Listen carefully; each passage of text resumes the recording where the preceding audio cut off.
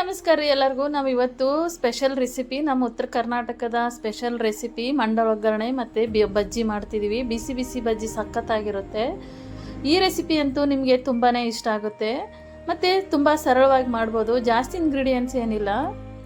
ಯಾರ್ಯಾರು ಹೊಸದಾಗಿ ನಮ್ಮ ಚಾನಲ್ ನೋಡ್ತಿದ್ದೀರಾ ಪ್ಲೀಸ್ ಸಬ್ಸ್ಕ್ರೈಬ್ ಮಾಡಿ, ಲೈಕ್ ಮಾಡಿ, ಶೇರ್ ಮಾಡಿ, ಹಾಗೆ ಸಪೋರ್ಟ್ ಮಾಡಿ. ಹಾಗಾದರೆ ಬನ್ನಿ ಮಂಡಳ ಒಗ್ಗರಣೆ ಮತ್ತು ಬಜ್ಜಿನ ಹೇಗೆ ಮಾಡೋದು ಅಂತ ನೋಡ್ಕೊಂಬರೋಣ. ನಾವಿಲ್ಲಿ ಒಂದು ಪಾತ್ರೆ ಇಟ್ಟಿದ್ದೀವಿ. ಇದಕ್ಕೆ 4 ರಿಂದ 5 ಸ್ಪೂನು ಅಡುಗೆ ಎಣ್ಣೆ ಹಾಕ್ತಿದ್ದೀವಿ. ಇದು ಸ್ವಲ್ಪ ಎಣ್ಣೆ ಕಾಯಲಿ. ಎಣ್ಣೆ ಕಾದ ತಕ್ಷಣ ಸಾಸಿವೆ ಜೀರಿಗೆ ಹಾಕ್ಕೊಳ್ಳೋಣ.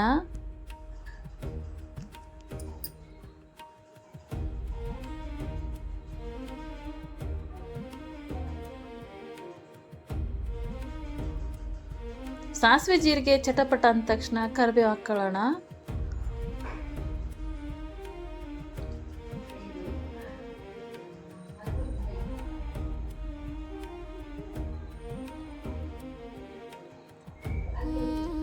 ನೋಡಿ, ಈರುಳ್ಳಿ ಹಾಕ್ಕೊಳ್ಳೋಣ. ಇವಾಗ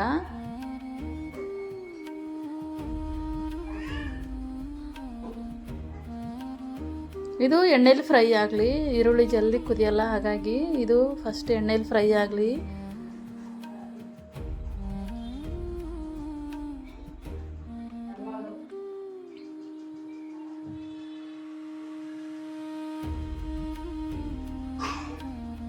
ಈಗ ನೋಡಿ, ಒಂದು ಸ್ವಲ್ಪ ಈರುಳ್ಳಿ ಸ್ವಲ್ಪ ಇದಾಗಿದೆ. ಇವಾಗ ಟೊಮಟೊ ಹಾಕ್ಕೊಳ್ಳೋಣ.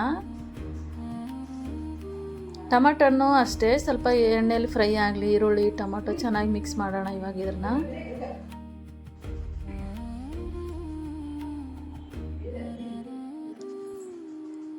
ಇದು ಟೊಮಟೊ ಹಾಕಿದರೆ ಸ್ವಲ್ಪ ಮೆದು ಬರುತ್ತೆ, ಹಾಗಾಗಿ ಸ್ವಲ್ಪ ಜಾಸ್ತಿನೇ ಟೊಮಟೊ ಹಾಕಿದ್ದೀವಿ. 2 ರಿಂದ 3 ಟೊಮಟೊ ಹಾಕ್ಕೊಂಡಿದ್ದೀನಿ.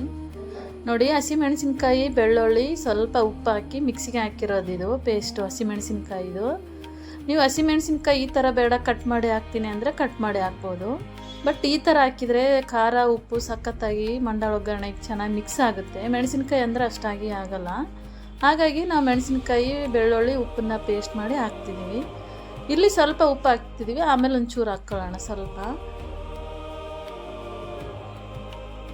ಸ್ವಲ್ಪ ಹುಣಸೆ ರಸ ಹಾಕ್ಕೊಳ್ಳೋಣ. ಹುಣಸೆ ರಸ ಹಾಕೋದ್ರಿಂದ ಸ್ವಲ್ಪ ಮೆದು ಬರುತ್ತೆ, ಸ್ವಲ್ಪ ಹುಳಿ ಚೆನ್ನಾಗಿರುತ್ತೆ. ಹಾಗಾಗಿ ಸ್ವಲ್ಪ ರಸ ಹಾಕೋಣ. ಯಾಕಂದರೆ ಟೊಮಟೊ ಹಾಕಿರೋದ್ರಿಂದ ಸ್ವಲ್ಪ ಹುಣಸೆ ರಸ ಹಾಕ್ಕೊಳ್ಳೋಣ. ಈ ಮಿಕ್ಸಿಗೆ ಹಾಕಿರ್ತೀವಲ್ಲ ಹಸಿಮೆಣಸಿನ್ಕಾಯಿ, ಅದ್ರದ್ದು ಸ್ವಲ್ಪ ನೀರು ಕಲಸಿ ಹಾಕ್ಕೊಳ್ಳೋಣ. ಅದನ್ನು ತೊಳೆದು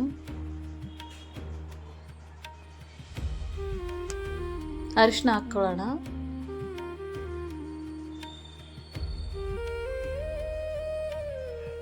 ಸ್ವಲ್ಪ ಉಪ್ಪು ಅವಾಗೂ ಹಾಕಿರ್ತೀವಿ. ನಿಮ್ಗೆ ಎಷ್ಟು ಬೇಕೋ ಅಷ್ಟು ರುಚಿಗೆ ತಕ್ಕಷ್ಟು ಉಪ್ಪು ಹಾಕ್ಕೊಳ್ಳಿ. ಅವಾಗಾದ್ರೂ ಹಾಕ್ಕೋಬೋದು, ಇವಾಗಾದ್ರೂ ಹಾಕ್ಕೋಬೋದು.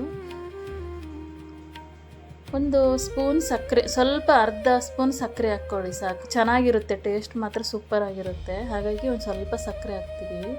ಈಗ ಚೆನ್ನಾಗಿ ಮಿಕ್ಸ್ ಮಾಡೋಣ ಇದನ್ನು.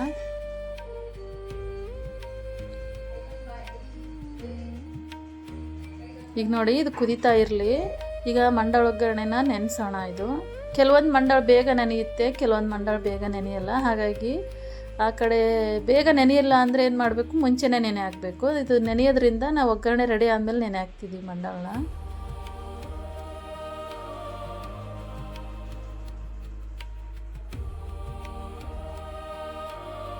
ಸ್ವಲ್ಪ ಮಿಕ್ಸ್ ಆ ಕಡೆ ಈ ಕಡೆ ಮಾಡಬೇಕು, ಯಾಕಂದರೆ ಅದು ಮಂಡಾಳು ಒಂದು ನೆಂದರೆ ಒಂದು ನೆನೆಯಲ್ಲ. ಹಾಗಾಗಿ ನೀರಲ್ಲಿ ಚೆನ್ನಾಗಿ ಮಿಕ್ಸ್ ಮಾಡಬೇಕು.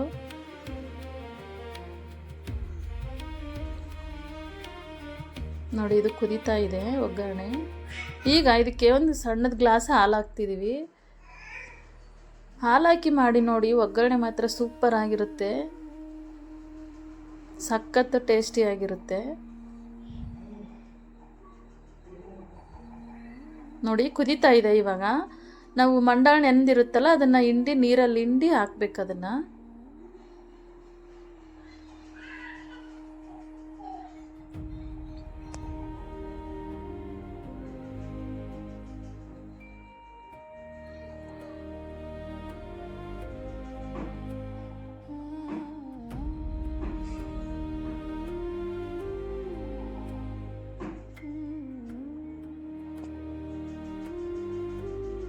ಈಗ ಎಲ್ಲ ಹಿಂಡಿ ಎಷ್ಟು ನೆಂದಿರುತ್ತಲ್ಲ, ನೆಂದಿರೋ ಮಂಡಾಳ ಹಿಂಡಿ ಇದ್ರಲ್ಲಿ ಹಾಕ್ಕೊಳ್ಳೋಣ. ಈಗ ಮಿಕ್ಸ್ ಮಾಡಬೇಕು, ಇದನ್ನು ಚೆನ್ನಾಗಿ ಮಿಕ್ಸ್ ಮಾಡಬೇಕು.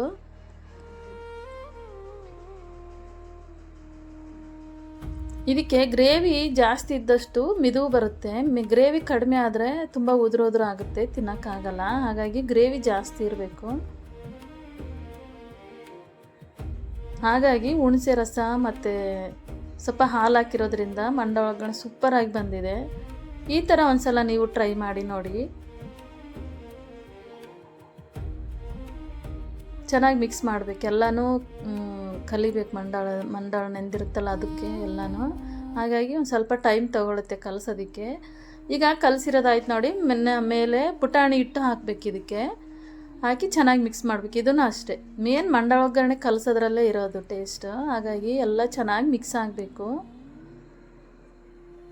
ಈಗ ನೋಡಿ ರೆಡಿ ಆಯಿತು ಎಲ್ಲ. ಲಾಸ್ಟಲ್ಲಿ ಕೊತ್ತಂಬರಿ ಹಾಕ್ಕೊಂಬಿಡೋಣ. ಈಗ ಮಂಡಾಳ ಒಗ್ಗರಣೆ ರೆಡಿ ಆಯಿತು. ಬಿಸಿ ಬಿಸಿ ಮಂಡಾಳ ಒಗ್ಗರಣೆ ರೆಡಿಯಾಗಿದೆ.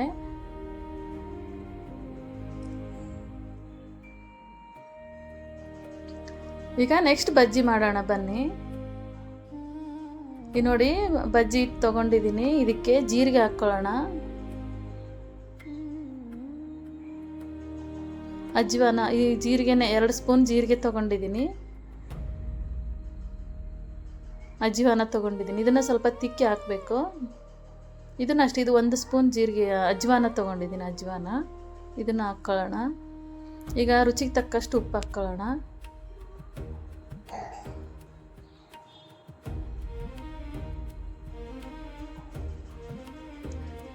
ಸೋಡಾ ಹಾಕ್ಕೊಳ್ಳೋಣ, ಅಡುಗೆ ಸೋಡಾ. ಇದು ಒಂದು ಅರ್ಧ ಸ್ಪೂನ್ ಆದರೆ ಸಾಕು.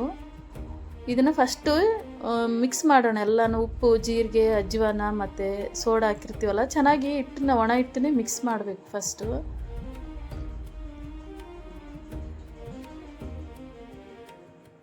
ಈಗ ಸ್ವಲ್ಪ ಸ್ವಲ್ಪ ನೀರು ಹಾಕಿ ಕಲಿಸ್ತಾ ಹೋಗಬೇಕು. ಜಾಸ್ತಿ ನೀರು ಹಾಕಿ ಕಲಿಸಿದ್ರೆ ಗಂಟಾಗುತ್ತೆ. ಹಾಗಾಗಿ ಸ್ವಲ್ಪ ಸ್ವಲ್ಪ ಬಜ್ಜಿ ಮೇನ್ ಚೆನ್ನಾಗಿ ಬರಬೇಕಂದ್ರೆ ಈ ಥರ ಫಸ್ಟಿಗೆ ಚೆನ್ನಾಗಿ ಕಲಿಸ್ತಾನೆ ಹೋಗಬೇಕು.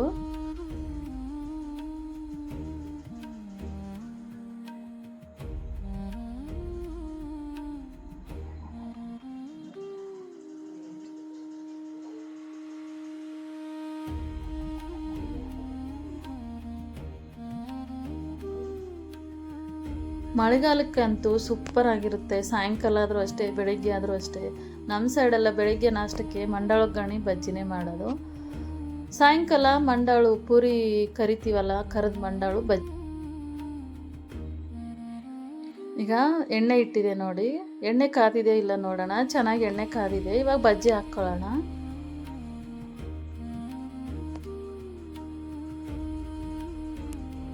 ನೋಡಿ ಒಂದೊಂದಾಗಿ ಹಿಟ್ಟಲ್ಲಿ ಅದ್ದಿ ಹಾಕಬೇಕು. ಕೆಲವೊಬ್ಬರು ಮೆಣಸಿನ್ಕಾಯಿ ತುಂಬ ಹಾಕ್ತಾರೆ, ನಾವು ಅರ್ಧಕ್ಕೆ ಹಾಕ್ತೀವಿ. ಇದು ಒಂಥರ ಟೇಸ್ಟ್ ಇರುತ್ತೆ, ಅದು ಒಂಥರ. ಕೆಲವೊಬ್ರಿಗೆ ಇದು ಇಷ್ಟ ಆಗುತ್ತೆ, ಕೆಲವೊಬ್ರಿಗೆ ಆ ಥರ ತುಂಬ ಹಿಟ್ಟು ತುಂಬ ಮೆಣಸಿನ್ಕಾಯಿ ತುಂಬಿ ಹಾಕ್ತಾರೆ.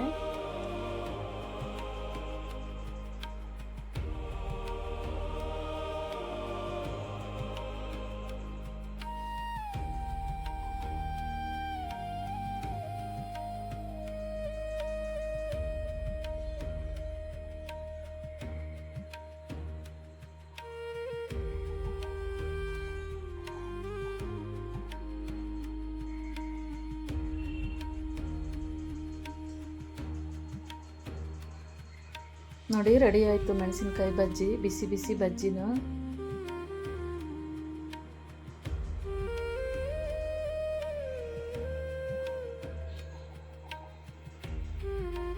ನೋಡಿ ಸಖತ್ತಾಗಿ ಬಂದಿದೆ. ಸೇಮ್ ಅದೇ ಥರ ಮೆಣಸಿನ್ಕಾಯಿ ಹಿಟ್ಟಲ್ಲಿ ಅದ್ದಿ ಹಾಕಿದರೆ ಮೆಣಸಿನ್ಕಾಯಿ ಬಜ್ಜಿನೂ ರೆಡಿ ಆಯಿತು. ಮಂಡಾಳ ಒಗ್ಗರಣೆ ಬಿಸಿ ಬಜ್ಜಿ ಸೂಪರಾಗಿದೆ. ನಿಮಗೆ ಈ ರೆಸಿಪಿ ಇಷ್ಟ ಆದರೆ ಪ್ಲೀಸ್ ಸಬ್ಸ್ಕ್ರೈಬ್ ಮಾಡಿ, ಲೈಕ್ ಮಾಡಿ, ಶೇರ್ ಮಾಡಿ, ಹಾಗೆ ಸಪೋರ್ಟ್ ಮಾಡಿ. ಮುಂದಿನ ವಿಡಿಯೋದೊಂದಿಗೆ ಮತ್ತೆ ಸಿಗೋಣ. ಅಲ್ಲಿವರೆಗೂ ಧನ್ಯವಾದಗಳು.